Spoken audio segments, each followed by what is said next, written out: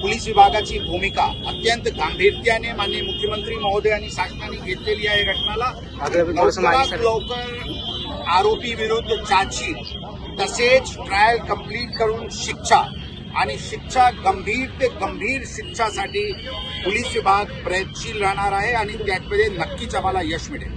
जे काही special councils आहे त्याचे पण त्या नातेवाईकांची चर्चा झाली.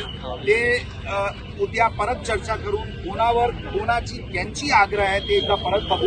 त्यांचे आज समाधान झाला होता. त्यांनी मला उद्या परत काही विषय मनात असतील तर ते निरोप देतील मला. मी त्यांचे घरी जाऊन परत चर्चा करणार आहे काही असतील तर. परंतु त्यांचे समाधान झाला होता. त्यांचे समाधान झाल्यानंतर काही लोक हेतू परस्पर त्यांना पण बाहेर पडू देत नव्हते.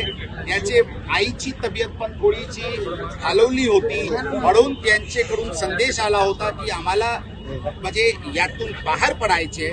काही लोक जे प्रेमाने निघत नव्हते त्यांना थोडा जबरीने तिथे बाजू करण्यात आलेली आहे. कोणताही विशेष बलबलचे प्रयोग करण्यात आलेले आहे.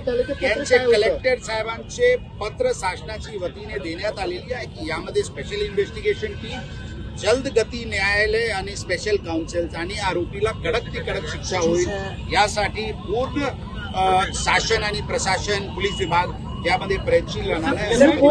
फोनवरून संपर्क साधत होते. नेमके कोण होते? फोनवरून आपण बोलत होतो. मंत्री होते का उज्ज्वल निकम होते? कोण होते? आपण बोललो. उज्ज्वल निकमांशी पण काही बोलणं करून दिले का सर? उज्ज्वल निकम, ॲडव्होकेट उज्ज्वल निकम साहेब, खासदार साहेब यांच्याशी पण त्याचे वडीलशी बोलली.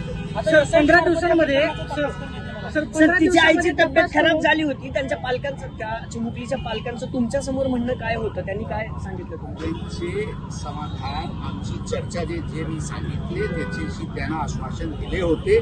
त्याचे समाधान झाली होती आणि त्यांना मी हे पण आश्वासन दिले होते की मनात काही शंका असतील किंवा प्रश्न असतील किंवा काही विषय ज्याचे आपल्याला उत्तर पाहिजे असतील तर आपण मला निरोप द्या. मी स्वतः उद्या आपल्या घरी येऊ आणि परत या विषयाची